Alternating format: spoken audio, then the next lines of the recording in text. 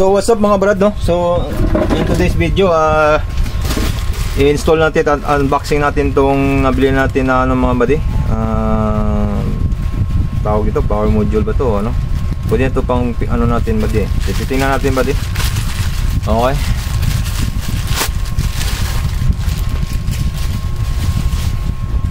So ito yung laman ng buddy, no? So titingnan natin buddy kung ano, okay ba siya. So kasi ano pa to buddy, DIY to, symbol pa natin to, no? So walang problema yan. Titingnan na natin muna, tapos symbol natin. Ganun na yan. Okay, kuha lang tayo ng kutsilyo. So ito, bali online natin to nabili mga buddy, no? So yan. So yan siya mga buddy, no? Wala nang laman. Ayan. Secured naman siya, naka-bubble wrap naman mga buddy, no? So ito yung ano niya buddy. May instruction naman yan, walang problema. May manual naman yan. Ayan. So bali yan lahat mga buddy, no? Transformer na maliit, 12 volts. Ayan. Karton. So ito yung ano niya mga buddy. Paano ba symbol mga buddy, no? So yan, dali lang sundan yan buddy. Basic na yan mga buddy, no? Madaling sundan na yan.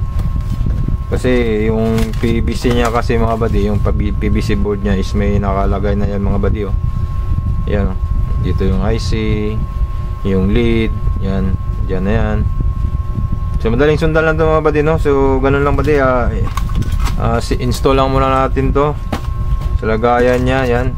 Pagkatapos mga buddy, atin ang i-test kung accurate siya o maganda ba siyang gamitin mga buddy, no? Kasi ano to buddy, pwede natin magamit sa mga bluetooth mga buddy pag magre-repair tayo, no? Testing natin bluetooth module, yung mga bluetooth kit mga buddy, no? Yung mga ganito, yung mga ganito mga buddy, yan. Pwede natin yan gamitin dyan pang testing, pang repair, no? Yan, power supply kasi yan mga buddy, no? Pagkaalam ko hanggang 14 volts ata to, 12 volts o 14 volts. So install lang muna natin itong mga buddy dito sa PCB board nya. Babalikan ko kayo mga buddy pagkatapos na, kasi marami yan, isa-isahin natin yan, matagalan tayo ng video, no? So assemble na natin, tapos update ko kayo pagkatapos, no?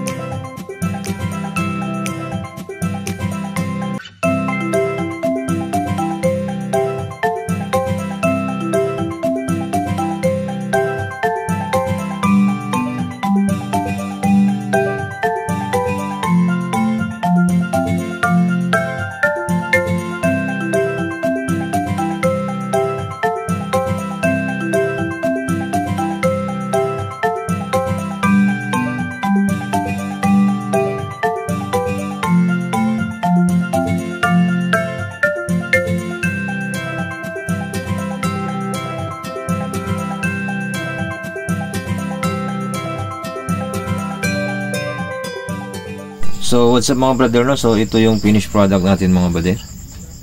So okay naman siya pagkagawa mga buddy, no? Perfect pagkagawa mga buddy. So yan, check nyo na lang mga buddy yung pagkagawa natin mga buddy, no? Yan. So okay na siya pagkagawa mga buddy. Yung solder natin is pang professional. Yan. So huwag nyo napansin yung kamay ko kasi may pintura yan, kasi nagpintura tayo ng soundbox mga buddy, no? So yan. So ito na yung positive. So iti-testing natin mga buddy yung output nito mga buddy, no? So isasaksak na natin to. Tapos iti-tester natin ng ating multimeter natin, digital. So let's go. So yan mga buddy, sasaksak na natin para makita natin mga buddy, no? Plug in na yan mga buddy. So ito yung ano niya mga buddy, no? So 0 muna tayo. So yung minimum niya mga buddy sa 1.21 mga buddy, no? So pakita ko lang, ibaba natin yung mobile natin. So minimum volts niya mga buddy. So yan ang minimum volts niya is 1.21. So ite-tester natin ngayon dito kung accurate ba siya mga buddy, no? So yan, ilalagay lang muna natin to. Ilagay muna natin dito sa positive negative nya. Pasensya na mga buddy, no? Ay isang kamay lang hawak natin mga buddy. So yan, so pati tayo natin mga buddy, no? Ayan. So yung sa tester mga buddy is 1.26.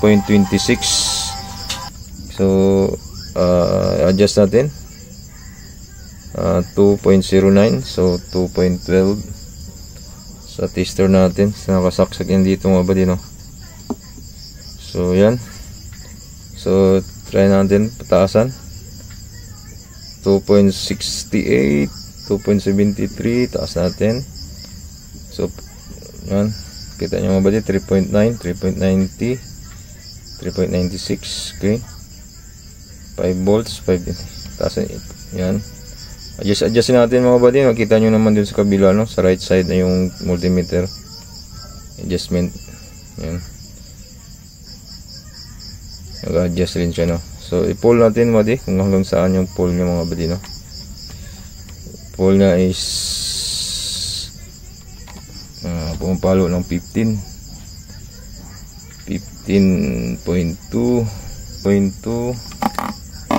dito. Yan, dito naman is 14.4, 14.2. So konting differential lang mga buddy, no? So use naman siya. So konting differential lang. So ganoon, okay na yun mga buddy, no? Yan. So that's it mga buddy for the video for today. Okay naman siya, friendly, budget friendly din naman to. Magamit natin sa ating mga repair mga buddy, no? So, repair natin lalo na sa pag mga Bluetooth module, nagamit natin to, no? Or kahit saan na gusto mong DIY na magagamit to. So okay. So yun mga buddy, no? Tinisting natin sa ating Bluetooth mga buddy, 3.7 to mga buddy. So naka-load na yan sa USB. So tingnan nyo naman buddy, okay na okay mga buddy, no? So dyan sa nakakonect, dito natin nilagay yung board mga buddy, positive negative. So ayos siya mga buddy, no? Okay na okay. Dito is 3.6. Okay,